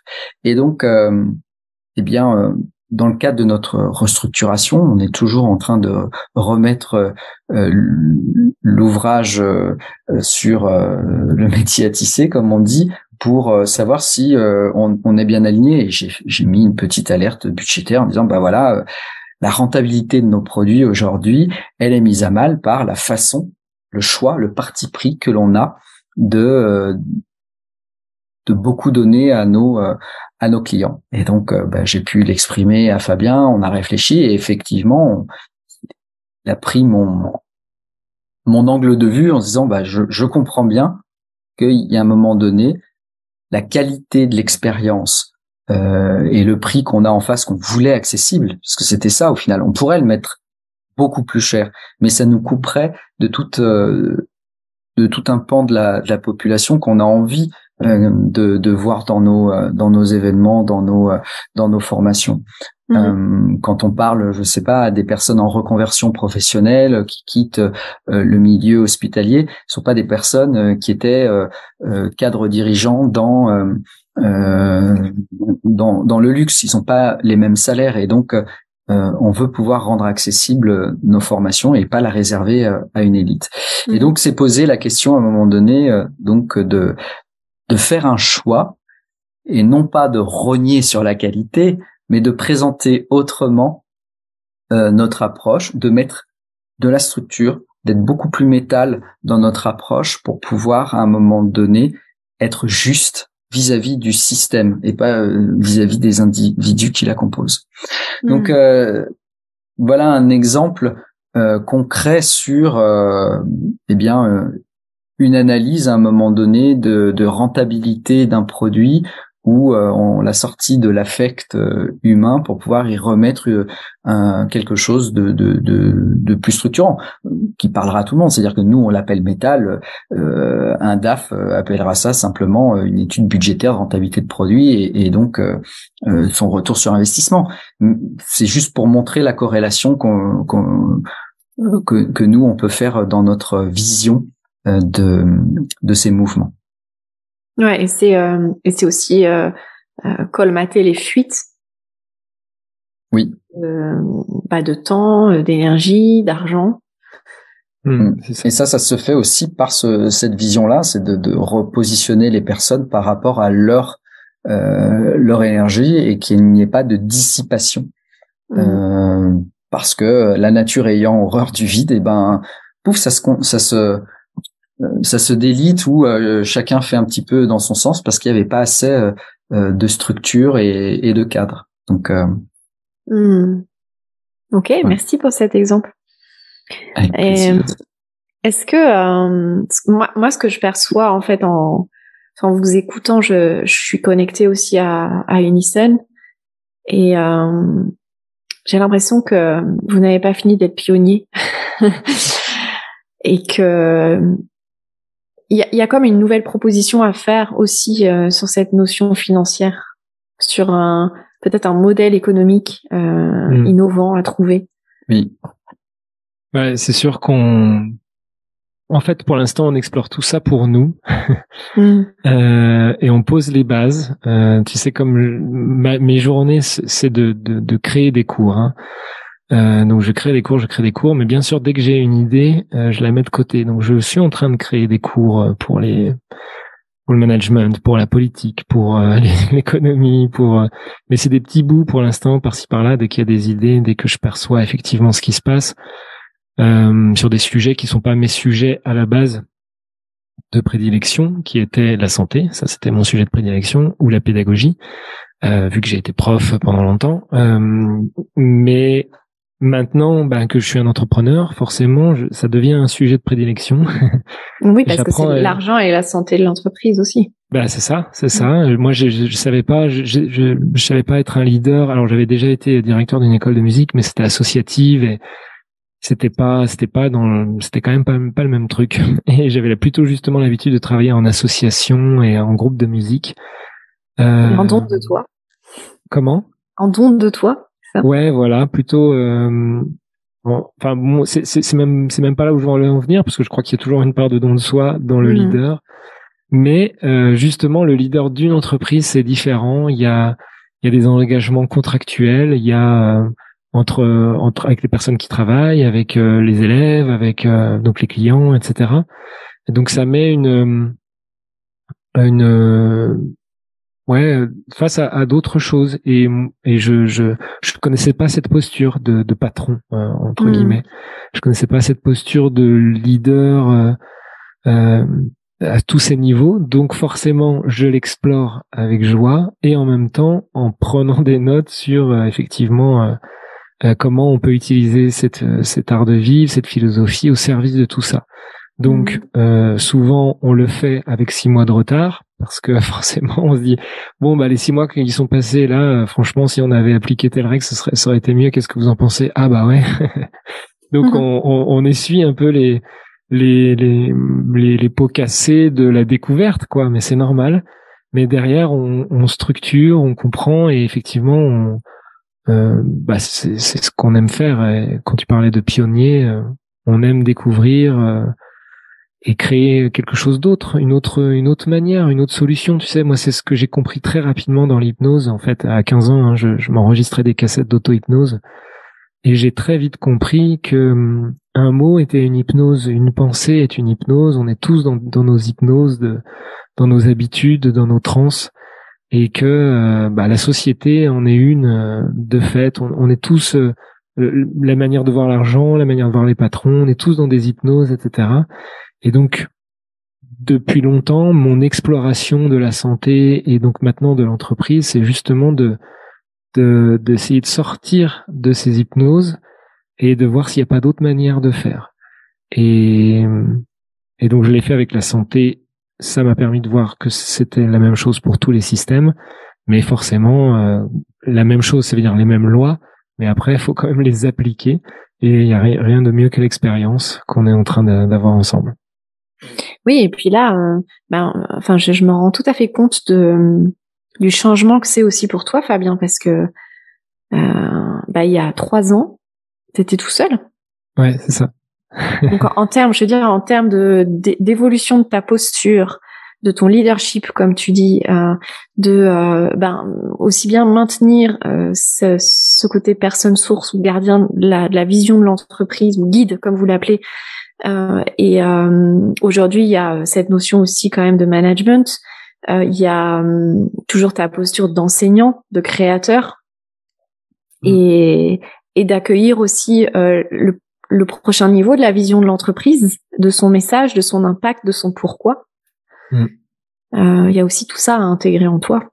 Ouais, c'était c'est d'ailleurs, on en a rigolé un petit peu avec Raphaël à un moment donné, enfin beaucoup avec Raphaël à un moment donné, parce que on était parti sur le storytelling qui était totalement vrai, hein, de je m'occupe de tout. On s'est rencontrés comme ça, hein, comme je vous l'ai dit au début d'émission, là, comme je l'ai raconté. Et au bout d'un moment, on s'est dit, bon, en vrai, tu peux pas t'occuper de tout, et tu vas arrêter d'essayer de t'occuper de tout. Prends ton énergie, ce que tu as envie de faire. Et moi, je dois aussi assumer que je suis devenu un patron, et pas juste le mec qui a envie de faire sa pédagogie. C'est-à-dire que il y avait une part où, au début, j'étais content de tout déléguer. Et je me suis rendu compte que en fait ça marche pas. Ouais, t'avais trop délégué en fait. Ouais, j'avais trop délégué. Ouais. Je regardais même pas les sites web, j'avais pas le temps et je m'en foutais. Je disais écrivez ce que vous voulez et faites un site web. Et en fait au bout d'un moment ça avait plus de sens. Il y avait plus de cohésion, il y avait voilà. Alors qu'on est une petite entreprise, hein, je dis pas enfin, je veux dire, peut-être que Jeff Bezos, il regarde pas ses sites, j'en sais rien, mais moi, enfin, je pense que si, puisqu'il travaille que sur ça, sur un seul site, mais voilà, ce que je veux dire, c'est que j'ai dû récupérer cette part de patron et de me dire, bon, finalement, je dois accepter que je suis plus seulement le thérapeute, coach, prof, mais j'ai aussi la casquette de patron, et c'est un mi-temps chacun, en fait. Et ouais, ça a été un boulot, ça, dans le concret, de revenir à ça, et puis même de changer l'équipe qui avait l'habitude de travailler toute seule, enfin pas de changer l'équipe, mais de changer le fonctionnement de l'équipe, qui avait l'habitude de travailler tout seul, et d'un seul coup, je leur ai dit bon, d'ailleurs c'était à l'automne, quand ça va plus et qu'on a envie de changer les choses et de séparer les choses et de recadrer, de remettre de la qualité. Là, j'ai dit non, en fait là, ça va pas. Donc on va tout changer et en fait ça a fait du bien à tout le monde, parce que finalement, ils se rendaient bien compte que dans le système, il manquait quelque chose, et qu'ils prenaient chacun un peu sur leur dos des trucs sans savoir qui devait vraiment le prendre sur son dos. En reprenant moi mon pouvoir, ça a fait changer, ça a fait bouger tout le monde. C'est-à-dire que tout le monde disait du coup si je fais pas ça, je fais quoi? Tout le monde s'est dit ça.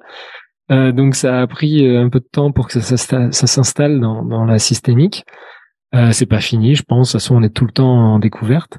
Mais oui, pour moi, ça a été un énorme changement et un gros développement personnel, parce que j'adore.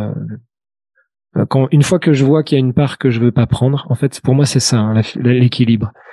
dans toute chose. J'ai compris, c'est peut-être un tips à partager dans cette émission, mais c'est dire, en fait, l'équilibre, c'est surtout se rendre compte qu'il y a des choses où on veut pas mettre de l'énergie. Ouais. Ce qui fait que du coup, ça crée un déséquilibre. Mmh. Et donc, si je veux pas mettre de l'énergie dans le patron, bah, ça crée un déséquilibre. Et donc, je récupère cette part de moi en disant, bon, bah, ok, en fait, allez, j'ai signé pour ça, au sens, en fait, c'est passionnant, ça va être intéressant. Je l'avais pas vu comme ça, mais allez, maintenant, je récupère cette part. Allez, je récupère la part du patron. Ouais. Et hop, ça change tout de suite. Au lieu de lutter contre ça, de se dire, bah, je récupère la part que je voulais pas avoir. Ça va vite pour recréer l'équilibre. Ça va très vite. Oui, puis en fait, tu t'appropries ça, tu crées le paradigme aussi selon ce qui est juste pour toi. Mais je le vois souvent et je pense que les auditeurs reconnaîtront aussi ces messages-là dans d'autres épisodes du podcast. Mais à chaque fois, il y a cette notion de perte de sens ou de perte de place. Je ne savais plus quelle était ma place dans l'entreprise, tu vois, parce que comme l'entreprise est un organisme vivant qui bouge en permanence, nous aussi, à chaque fois, on a besoin de s'ajuster, on a besoin de prendre notre place et de l'assumer, en fait. J'imagine que pour toi aussi, Raphaël, c'est pas simple d'arriver dans une structure. Enfin, alors quand t'es arrivé, c'était pas encore une structure, mais je veux dire, l'énergie et la puissance de Unison étaient déjà là quelque part. Se manifeste avec votre rencontre à tous les deux.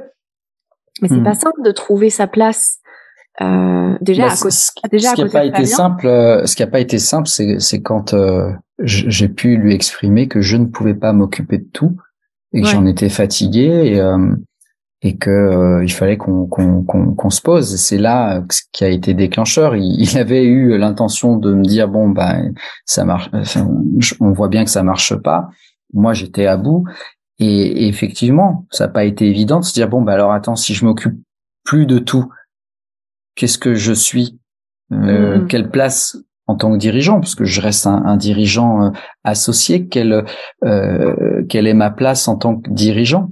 Et j'avais beaucoup le côté direction financière, juridique, administrative, et au final, ce qui m'animait d'un point de vue énergie, c'est ce dont je partageais tout à l'heure, cette énergie de conquête, cette énergie de projet, et je la mettais finalement peu en off parce que devant gérer le tout, je n'étais pas pleinement dans mon énergie.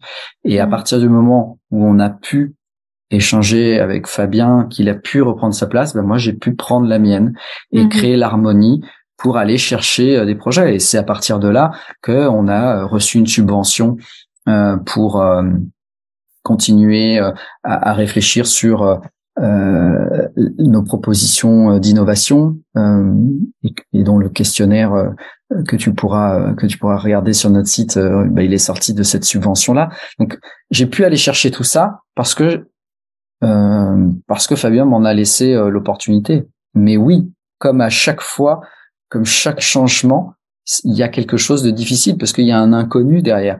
Il y avait une forme de confort où j'étais finalement la figure de direction au sein de l'entreprise, et j'avais l'impression de servir Fabien à ce moment-là parce qu'il pouvait pleinement se réaliser dans sa mission de pédagogie et de création de contenu. Il s'éclatait et il me témoignait souvent merci, j'ai pas à m'organiser ça et ça. Donc il y avait une forme de confort, mais à un moment donné, le système d'entreprise a créé un symptôme où en disant ça va plus. Il commençait à y avoir des problématiques vis-à-vis de clients qui disaient on reconnaît plus Fabien. Oui, parce qu'on avait délégué cette partie-là. J'avais fait le choix de passer par des cabinets de marketing et de ne plus maîtriser le discours. Ouais, puis je perçois aussi beaucoup à quel point peut-être que le déséquilibre était que tu étais trop à l'intérieur de l'entreprise et pas effectivement dans cette énergie de conquête extérieure. Oui. Il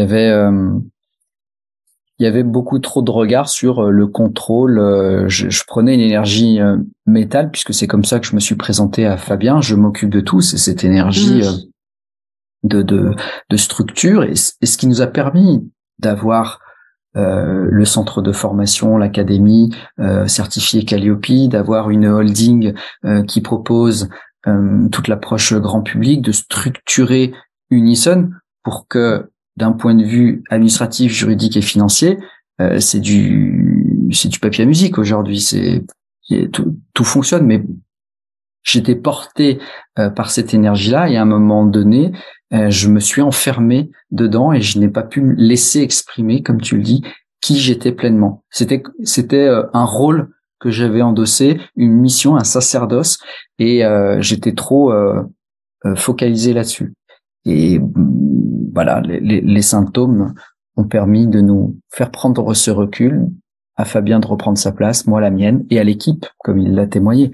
Chacun a retrouvé une forme d'harmonie, voilà, et ça continue, hein, d'infuser et que chacun essaie de trouver pleinement qui il est, hein, dans cette entreprise. Parce que c'est ça, au final, le message, c'est dans une entreprise, pour nous, on doit trouver qui on est et pas se mettre au service du système. Ça doit être une harmonie, là encore, entre le système et ce que l'on est capable d'exprimer au travers de ce système. Oui, et puis c'est aussi de cette façon que le vivant fonctionne, c'est révéler la graine de chacun finalement, que le système serve ça aussi. On parle beaucoup de ça avec, je sais pas si vous avez écouté le podcast avec Pierre David. Enfin, évidemment, vous le savez, vous le connaissez, hein, vous avez pas mal de choses en commun avec lui, et je pense que c'est une conversation qui pourrait vous intéresser aussi. Fabien, tu voulais ajouter quelque chose? Écoute, non. Oui, vas-y, je te laisse poser une question. Alors j'en ai plein encore, hein, des questions, mais bon, je pense que on va peu à peu clôturer cette conversation. Le mot de la fin, c'est ça? Non, je suis pas encore tout à fait au mot de la fin, mais qu'est-ce qui aurait besoin d'être ajouté dans cette conversation pour qu'elle soit complète? Bonne question. Je dirais que moi j'ai quelque chose que je peux partager pour. On a parlé de la philosophie, de la méthode et du système, et c'est vrai qu'il y a quelque chose sur lequel qu'on n'a peut-être pas mis assez en valeur, qui est l'amour qu'on se porte tous autant qu'on est. C'est-à-dire que on traverse des épreuves. Des fois, on n'est pas d'accord au sein du collectif, puisqu'on se considère comme un collectif, même si Fabien, Raphaël, Marine sont les fondateurs. Il y a énormément d'amour qui circule entre nous, de la confiance et de l'amour pour le système. C'est-à-dire qu'on se met à un moment donné au service de l'entreprise et l'entreprise nous le rend bien. Il y a vraiment cette notion. J'aime bien dans les représentations de l'amour qu'il y avait en latin ou en grec, où il y avait plusieurs mots pour définir ce qu'est l'amour, et quand dans notre si belle langue française, on en a gardé qu'un, amour. Et il y avait agapé, il y avait pornae, il y avait voilà, toute une échelle qui permettait de donner des degrés et de faire la différence entre l'amour qu'on porte à sa femme ou à son enfant ou à son chien, à un ami. Et c'est pareil vis-à-vis du monde qui nous entoure, de la matière et des systèmes qui sont autour de nous. Et c'est vrai qu'il y a une forme d'amour pour notre entreprise, pour notre aventure, pour ce que l'on partage et ce qu'elle nous fait découvrir. Donc voilà, c'est ça que je pouvais rajouter, l'amour, dans cette discussion pour, à mon sens, la sentir complète. Faudrait inventer un nom pour décrire l'amour au sein d'un système. Enfin, peut-être qu'il existe déjà dans les... Il y a 9 mots en grec, c'est ça? Ouais, je crois que c'était quelque chose comme ça, effectivement. Faudrait regarder ça. J'avoue que Alors, je crois qu'il y en a un qui désigne un peu l'amour universel, donc c'est peut-être ça. L'amour universel, je pense que c'est plus l'amour donc inconditionnel. C'est vraiment qu'il y a aucune condition. Et ça, c'est un vrai sujet à mettre aucune condition à l'amour. Mais je pense qu'on s'en rapproche dans la systémique. C'est parce qu'effectivement, on va apprécier les forces de vie de chacun, un peu comme dans une forêt. Enfin, nous, avec notre œil, on va ne pas aimer l'herbe folle. D'ailleurs, on l'appelle la mauvaise herbe qui est au pied de cet arbre, alors que dans la forêt, elle participe à l'harmonie et que l'arbre est très content que cette mauvaise herbe soit là. Bah oui, pas du tout il n'y a pas de mauvais. Exactement. Et je crois que dans un système, justement, à l'image de la forêt, où il n'y a pas de déchets, que les déchets, ils servent à nourrir le reste, etc., etc., je crois que c'est précisément l'exemple même de la systémique. Enfin, je parle d'une vraie forêt vierge de toute transformation, où on n'a pas emmené des nouveaux arbres qui n'étaient pas de cet écosystème, bref. Mais dans une vraie forêt vierge, il y a effectivement cet équilibre parfait. Et je crois que du coup, on se rapproche un peu de cet amour inconditionnel, c'est-à-dire que chacun a quelque chose à apporter au système. Bien sûr, on peut gouverner le système. Il y a des expériences, je sais que dans le management, j'ai rencontré quelqu'un il n'y a pas si longtemps qui me parlait d'une expérience où il y a aucun organigramme, aucune mission, chacun fait ce qu'il veut dans son entreprise. Et ils sont 10 000, genre un truc de dingue. Et du coup, ça crée un système. Du coup, il y a une systémique qui se fait, le vivant s'auto-organise forcément toujours. Même si chacun a le droit de faire ce qu'il veut, de monter un magasin en même temps qu'un autre. Alors forcément, il a besoin de se renseigner auprès des autres pour savoir si je monte un magasin ici et s'il n'y en a pas d'autres qui sont en train de monter un magasin ici. Mais en fait, il y a pas de direction et ça, c'est assez fou comme expérience. Et en fait, en discutant avec lui, je me rendais compte que finalement, le système, avec ses 5 forces de vie, se recrée naturellement. Oui, puis il y a un ordre, en fait. Il y a un ordre qui se remet naturellement. Exactement, un ordre logique. La systémique fonctionne toujours de la même manière, qu'on veuille la gouverner ou pas. Et simplement, ils étaient assez épuisés par ce système, parce que même s'il y a un ordre qui se crée, en fait, c'est assez stressant, assez frustrant, et chacun doit apprendre énormément et grandir énormément. Quand tu arrives dans une entreprise comme ça, tu te prends une grosse claque tout de suite. Et je pense qu'on peut créer des systèmes qui soient sains grâce à la conscience, tout simplement. Mais dans tous les cas, il se fait. L'équilibre se fait toujours dans toutes les entreprises.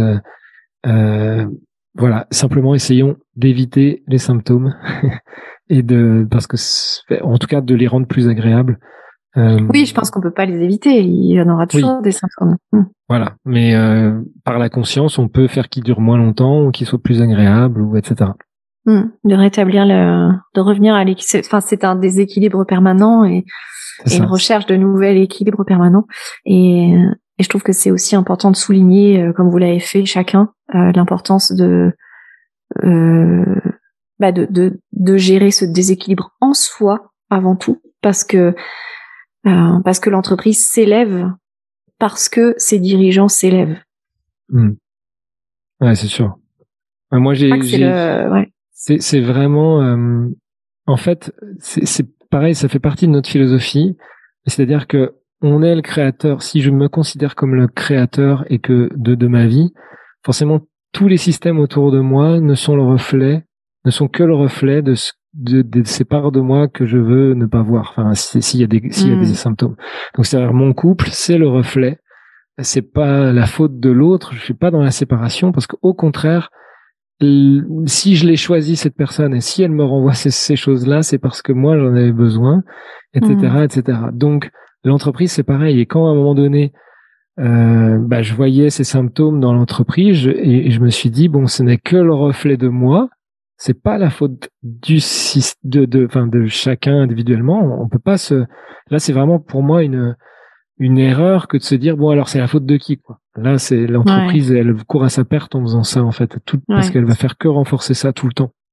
Ouais. Alors que moi, je me suis justement dit, en fait, quoi en moi a créé cette situation créer ça, ouais, dans l'entreprise qui n'est que le miroir de ce que je suis.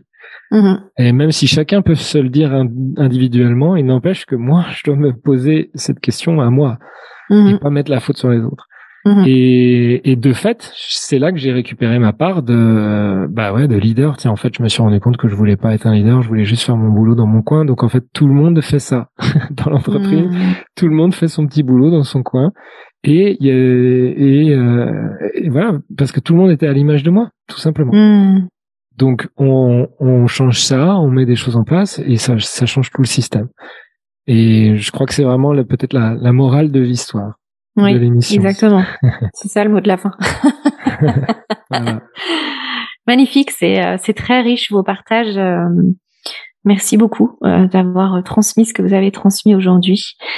Et merci à toi. Mes questions de clôture sont simplement comment on pourrait, quelles sont vos intentions, vos priorités pour ces prochains mois, de façon à ce que nous on puisse aussi soutenir ces intentions. On a tellement de projets. Non, mais terrible. Ouais, c'est peut-être pas en termes de projet qu'on doit raisonner justement, mais peut-être parce que tu vois, t'as tout résumé dans cette phrase. On a tellement de projets, c'est terrible. Et je crois que c'est ça, peut-être que nos intentions dans nos prochains mois, c'est arriver à rassembler nos projets, à les simplifier, à les fluidifier. Et à faire parce que là, au bout de 2 ans, c'est un peu tout l'effort qu'on est en train de faire, effectivement, de rassembler tout, de tout simplifier, de tout adoucir, de pas être dans le je veux en donner trop parce qu'on est passionné, etc., etc. Une forme d'équilibre, en fait, qu'on est en train de créer pour ces prochains mois. Je pense que ça peut être une bonne intention. Merci. Je valide. Et qui aimeriez-vous entendre dans ce podcast? Bonne question. Il doit y avoir plein de monde qu'on aimerait bien entendre. Moi, j'ai une affection particulière pour un philosophe qui s'appelle Frédéric Lenoir, que je trouve lui aussi avec une forme de similitude avec Fabien, c'est sa capacité à vulgariser des concepts philosophiques pour les rendre accessibles. Et donc, voilà, si il résonne pour toi, lançons dans l'univers qu'il puisse partager sa vision de philosophe entrepreneur dans ton podcast. Ah ben, ça serait un honneur de le recevoir dans le podcast. Et puis pour terminer, avec quoi vous repartez de cette conversation? Eh bien, vas-y, je t'en prie. Non, mais beaucoup de douceur déjà. Merci pour ton écoute. Tu as la douceur de nous faire parler des choses sincères, etc., qui était très, très douce et très sympa. Et puis, ça permet aussi de prendre le temps, même si on le fait des fois de façon enthousiaste, de se raconter un peu depuis nos débuts avec Raph, et tout ce qui a changé quand on est très enthousiasmé par les changements. De pouvoir le raconter, c'est pas quelque chose qu'on fait régulièrement et c'est un bel exercice, plein de douceur et d'amour. Merci. À toi, Raph. Eh bien, écoute, là même, je me suis senti pleinement authentique dans l'expression de ce que j'avais à dire, donc je me sentais accueilli par rapport à ces témoignages. J'ai trouvé ça fluide et enrichissant. Et comme à chaque fois, même si je connais très bien Fabien, il y a toujours un mot, un angle, une intonation qui va faire que je découvre quelque chose de nouveau à travers lui dans les échanges que l'on a. Et donc, au travers toi, au travers tes questions, j'ai pu peut-être ramener à moi de nouvelles parts de moi et de nouvelles parts de Fabien. Donc, merci de nous avoir réunis. Magnifique. J'invite les auditeurs aussi à vous contacter. Comment, voilà, s'ils ont des témoignages à vous faire ou des questions, comment on peut vous contacter? Quelle est la meilleure façon? Comme je témoignais sur le site, on a mis un espace leader où ils peuvent prendre rendez-vous avec moi pour échanger, parce qu'on est toujours dans l'accueil, pareil, du vivant, des témoignages, de l'échange. Donc il y a un espace où ils peuvent prendre rendez-vous avec moi. Et s'ils veulent se rencontrer, je les invite à aller passer ce petit questionnaire qui prend 25 minutes et qui demande voilà d'être honnête vis-à-vis de soi, de se poser en toute authenticité. Et ce qui donnera une belle photo, ça reste qu'une photo des forces de vie qui les composent dans l'instant. C'est quoi l'adresse du site? Je le remettrai dans la description, mais unison.life. Life, ok. Merveilleux. Encore un grand merci de votre présence à tous les deux et j'espère vous serrer dans mes bras très bientôt. Pareil, Omblin, merci de nous avoir accueillis. Merci beaucoup. À tout bientôt.